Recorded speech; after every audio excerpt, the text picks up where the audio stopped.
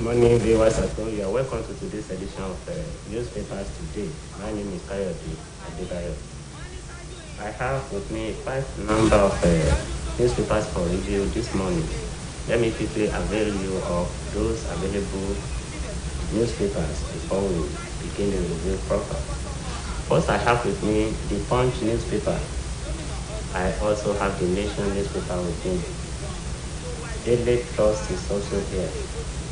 I have Daily Assets. I also have the Blueprint newspaper here. So the Nigerian Tribune is also here with me. And I also have the Leadership newspaper. New Telegraph is also here. I have the This Day newspaper. And lastly, the Guardian newspaper. So let me quickly run through the headlines before we begin the review. On the front page of the Punch newspaper, 16.5% interest rate. Private sector predicts factory shut down, higher bad loans. So on the front page of the Nation newspaper, oil, Buhari warns against Niger Delta mistakes in the north. On the front page of the Daily Trust, I have this one. Oil in north, oil money drill attracts 1.33 trillion naira investment, Buhari. Then on the front page of the Daily Assets newspaper, Benue PDP brands campaign vehicles without articles picture. Then on the front page of the Blueprint newspaper, federal government, Al-Mustafa warned, fake news, disinformation, harms proliferation threatening 2023. Yeah, then let me move to the Tribune newspaper now. On the front page of the Nigerian Tribune, Buhari in Bauchi-Gombe border town flags off oil exploration. Then on the front page of the Leadership newspaper, 2023 presidency, Christian leaders quiz Atiku, Obi, Adebayo over plans for Nigeria. Then on the front page of the New Telegraph newspaper, I have this bold headline. Salmat, 3 orders versus electoral body. Court refuses to order INEC to resume voter registration. Then I have another one on This Day newspaper. Buhari kickstarts oil drilling in North as $3 billion Kolmani River oil wells takes off. Then lastly on the front page of the Guardian newspaper, oil drilling begins in Gombe, Bauchi with 1 billion barrels oil, 500 BSCF gas. So those are the headlines as we have them in the newspaper that are available for review this morning. And with me in the house is my regular guest on the program, Citizen Olawe. Citizen Olawe, you are welcome on the program. Good morning. Yeah. Thanks for having me. Thank you very much. Now let's begin the review proper now.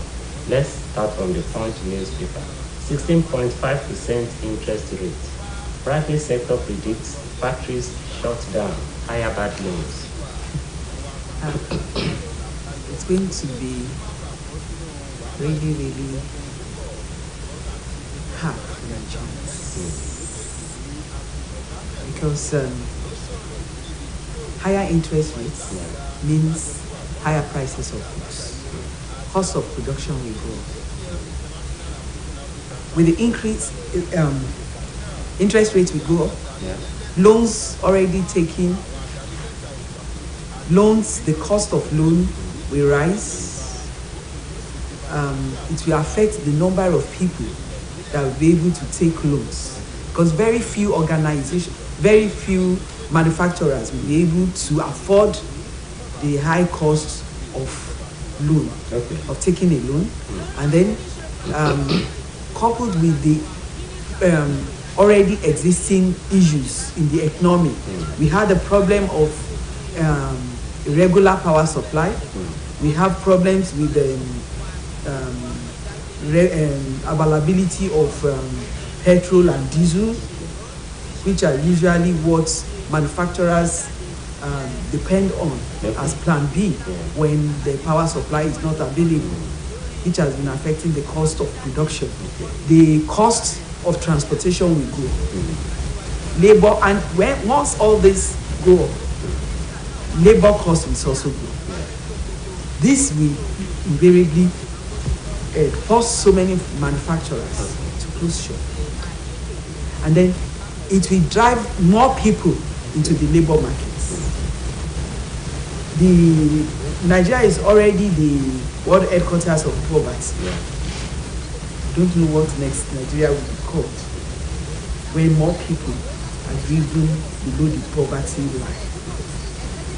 Once more people fall below poverty line, we have, once factories shut down and we have high increased number of unemployed Nigerians, both youth and adults, criminality will rise. So insecurity that we're talking about now will be a child's play with what we have in the future. All right.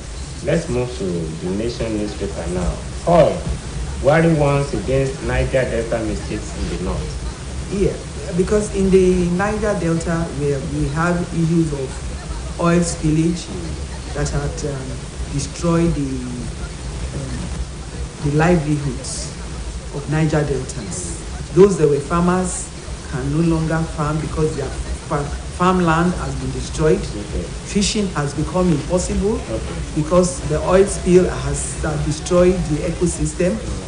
So I believe that, and then the community where this oil, the host community also were not taking cognizance of when agreements were signed with oil exploration companies.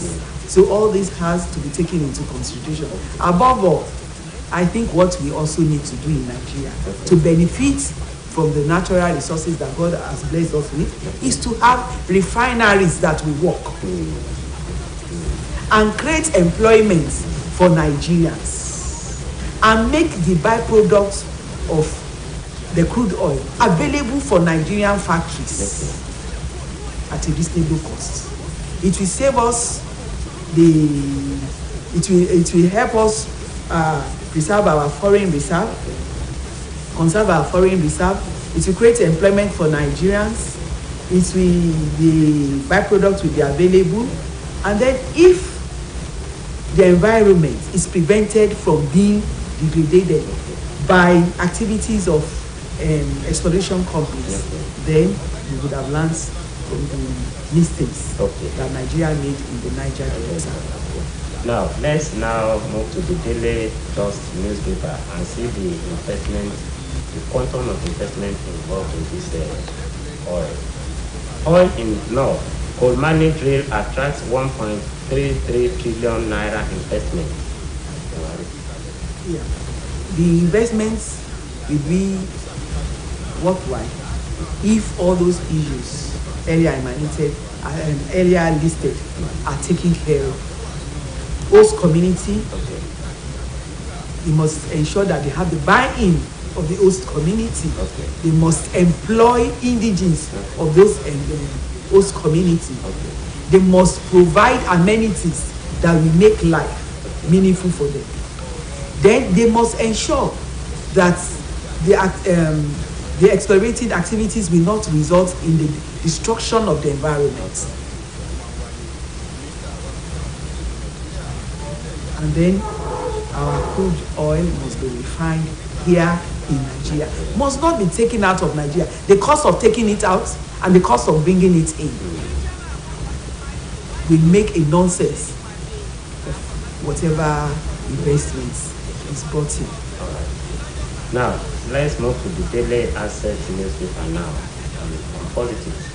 Daily PDP brands and paint vehicles without Atiku's picture. Yeah, that is no news because they have always said that Atiku is not recognized as a candidate as the presidential candidate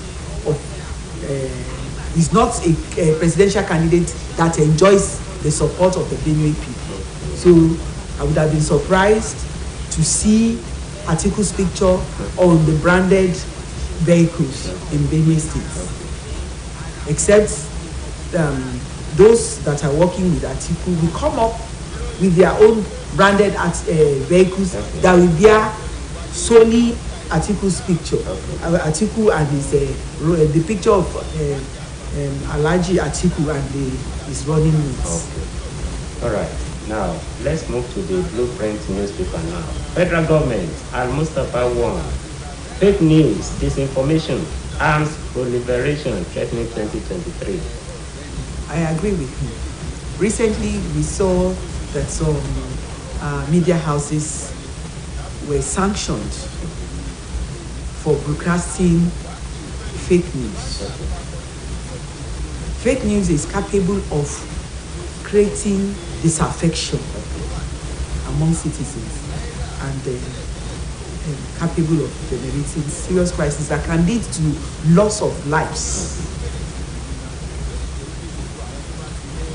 Same thing with disinformation. And then with the proliferation of arms, definitely if we do not take necessary steps to ensure that fake news and disinformation is not allowed to thrive. And the only way to do that is to continue to educate Nigerians on how to fact check news before sharing it. I felt prey recently. There was, although it has nothing to do with politics, it was an advertisement which I felt as an environmentalist. I saw an organization advertising no fuel, no noise generating sets, and I shared the information only to discover that it wasn't true. And I would have led many people, I would have made many people to fall prey to fraudsters. But thank God that I asked somebody to help me confirm, because I was actually interested in that product. So I asked somebody to go to Jos in Plateau State to confirm how the products could be gotten.